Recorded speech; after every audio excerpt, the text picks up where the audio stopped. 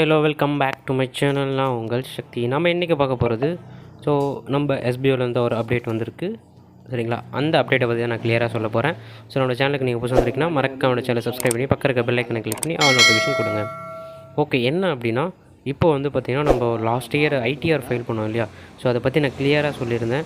ITR எப்படி fill பண்ணணும்னு சொல்லிட்டு அவங்களுக்கு இந்த மந்த்து ஐடிஆர் ஃபைல் பண்ண போகிறாங்க. அதுக்கான ப்ராசஸ் தான் இப்போ ஸ்டார்டிங் ஸ்டேஜ். அதுக்கு ஒரு கூகுள் ஃபார்ம் கொடுத்துருக்காங்க. அது எப்படி ஃபில் பண்ணணும் அப்படின்ற சொல்லிட்டு நான் கிளியராக உங்களுக்கு எக்ஸ்பிளைன் பண்ணுறேன். சரிங்களா, இது ஐடிஆர் ஃபைல் பண்ணவங்க மட்டும்தான் ஃபில் பண்ணணும், அதர்ஸ் யாருமே ஃபில் பண்ணக்கூடாது. சரிங்களா, இதோட கூகுள் ஃபார்ம் லிங்க் பார்த்திங்கன்னா நம்ம டெலிகிராம் எஸ்பிஓ நோட்டீஸ் போர்ட் டெலிகிராமில் இருக்குது. நீங்கள் அதை கிளிக் பண்ணிங்கன்னா உங்களுக்கு வரும். சரிங்களா, இந்த படிவத்தை பார்த்திங்கன்னா இதை நல்லா ரீட் பண்ணுங்கள். இந்த படிவம் ஐடிஆர் 1 தாக்கல் செய்யப்பட்ட பதிவு செய்த எஸ்பிஓ பயனர்களுக்கு மட்டுமே. எனவே வருமான வரி சுமூகமாக செயல்வதற்கு சரியான தகவலை வழங்குமாறு உறுப்பினர்களை கேட்டுக்கொள்கிறோம்னு சொல்லியிருக்காங்க. மேலே இருக்கிறதும் கீழே இருக்கிறதும் தெளிவாக நீங்கள் படிச்சுக்கோங்க. இது எல்லாருக்கும் கிடையாது. ஐடிஆர் 1 யார் ஃபைல் பண்ணிங்களோ அவங்களுக்கு மட்டும்தான். சரிங்களா, இதில் பார்த்திங்கன்னா ஃபஸ்ட்டு பார்த்திங்கன்னா இமெயிலில் பக்கம் உங்களுக்கு பாக்ஸ் கேட்டிருக்கு இல்லையா. அந்த பாக்ஸை நீங்கள் டிக் பண்ணிவிடுங்க. ஏன்னா நீங்கள் இங்கே ஃபில் பண்ணுறது எல்லாமே உங்களுக்கு ஒரு காப்பி உங்களோட மெயிலே வரும். அதை நீங்கள் செக் பண்ணிக்கலாம். சரிங்களா, அடுத்தது பார்த்திங்கன்னா எஸ்பிஓ ஐடி கேட்குது. எஸ்பிஓவில் நமக்குன்னு ஐடி இருக்குது இல்லையா. அதை நீங்கள் இங்கே டைப் பண்ணுங்கள். நான் டைப் பண்ணியிருக்கேன் என்னோடய ஐடி. அண்ட் தென் கீழே பார்த்திங்கன்னா வரி செலுத்துபவரின் பெயர் மற்றும் முதல் பெயர் மற்றும் கடைசி பெயர்னு கொடுத்துருக்காங்க. முதல் பெயர்னால் உங்களோட ஃபுல் நேமு, கடைசி பெயர்னால் உங்களோட இனிஷியலை கொடுங்க. சரிங்களா, சொல்லப்போனால் எஸ்பிஓவில் எப்படி கொடுத்தீங்களோ சேமாக கூட கொடுக்கலாம், ஒன்றும் பிரச்சனை இல்லை. அண்ட் தென் ஃபாதர் நேமை பொறுத்தவரையும் அவரோட முதல் பேரும் கடைசி பேரும் கொடுங்க. அவரோட ஃபுல் நேம் அண்ட் தென் லாஸ்ட்டாக இனிஷியல் கொடுங்க. சரிங்களா, இது ஃபில் பண்ணிவிடுங்க. அடுத்தது பார்த்திங்கன்னா பாலினம் கேட்குது. நீங்கள் ஃபில் பண்ணுற பர்சன் ஆனா பொண்ணா இல்லை டிரான்ஸ்ஜெண்டராக கேட்குது. திருநங்கை சொல்லுவாங்க இல்லையா. அதனால் நீங்கள் மேலே இருந்தால் மேலே, ஃபீமேலாக இருந்தால் ஃபீமேல் கொடுத்துக்கோங்க. அடுத்தது பார்த்திங்கன்னா டேட் ஆஃப் பர்த். சரிங்களா, டேட் ஆஃப் பர்த் பார்த்திங்கன்னா இங்கே வரி செலுத்துபவரின் பெயர் மற்றும் முதல் பேர் கடைசி பேர் இருக்குது இல்லையா. இங்கே நீங்கள் பார்த்திங்கன்னா உங்களோட இனிஷியல் போடக்கூடாது. இப்போ தான் ரீசெண்டாக சொல்லியிருக்காங்க. ஜஸ்ட் உங்கள் நேம் மட்டும் டைப் பண்ண சொல்லியிருக்காங்க, இனிஷியல் போடாதீங்க அப்படின்னு சொல்லியிருக்காங்க. அண்ட் தென் ஃபாதர் நேம்லும் அதே மாதிரி தான். சரிங்களா, அவங்களோட பேர் மட்டும் தான் போடணும். அடுத்து பாலினம் ஆனா பெண்ணான்னு கேட்டிருக்காங்க, அதை சூஸ் பண்ணிக்கோங்க.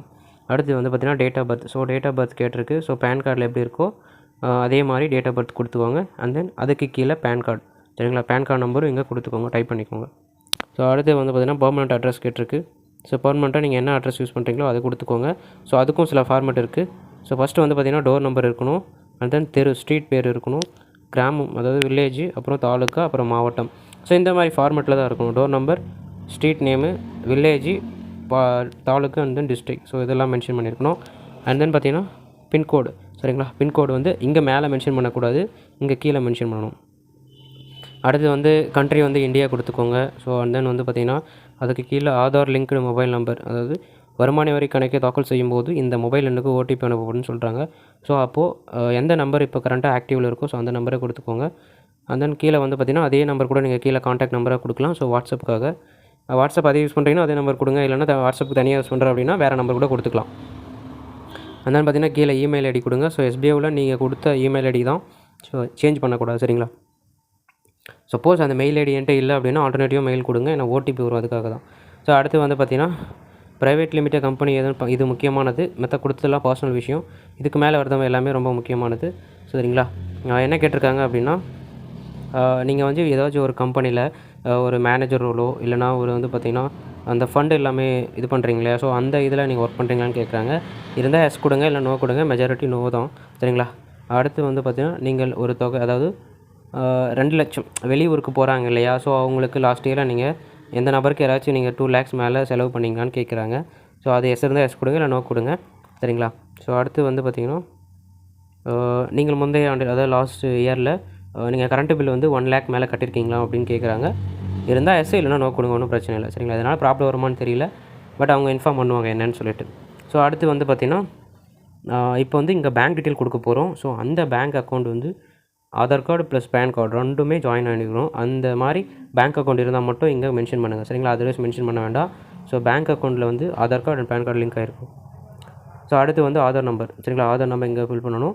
கரெக்டாக கேர்ஃபுல்லாக பார்த்து கொடுங்க. அடுத்து ஜிஎஸ்டி நம்பர். ஜிஎஸ்டி நம்பர் பொறுத்த வரைக்கும் ஜிஎஸ்டி நம்பர் உங்கள்கிட்ட இருந்தால் கொடுங்க, அதர்வைஸ் தேவையில்லை, இது ஆப்ஷனல் தான். இப்போ அடுத்து வந்து பார்த்திங்கன்னா ஃபைனலாக இங்கே கொடுக்குற இன்ஃபர்மேஷன் எல்லாமே சட்டப்படி வந்து இந்த கம்பெனிக்கு தான் நான் அனுப்புகிறேன், இது எல்லாமே என்னோடய சொந்த அறிவிப்பு தான், சொந்த ஒரு இன்ட்ரெஸ்ட் தான் அப்படின்னு சொல்லிட்டு ஜஸ்ட் சப்மிட் கொடுத்தீங்கன்னா சப்மிட் ஆகிடும். நான் ஆல்ரெடி சப்மிட் பண்ணது, ஸோ அதனால தான் இப்படி காமிக்குது. அந்த ஃபார்ம் மறுபடியும் கிளிக் பண்ணால் ஆல்ரெடி ஃபில்னு சொல்லிட்டு வருது. சரிங்களா? ஸோ அதனால் உங்களுக்கு இந்த மாதிரி காமிச்சிருக்கேன். சரிங்களா? கண்டிப்பாக புரிஞ்சிருக்குன்னு நினைக்கிறேன். ஸோ ஐடிஆர் ஃபைல் பண்ணவங்க மட்டும் ஃபில் பண்ணுங்கள், அதர்ஸ் யாரும் இது நீங்கள் ஃபில் பண்ணக்கூடாது. Please ignore it. சரிங்களா? அடுத்த சூப்பரான வீடியோ உங்களை சந்திக்கிறேன். கண்டிப்பாக புரிஞ்சிருக்குன்னு நினைக்கிறேன். அதுவரை உங்களை விடைபெறுவது signing off Sakthi. Bye and see you all.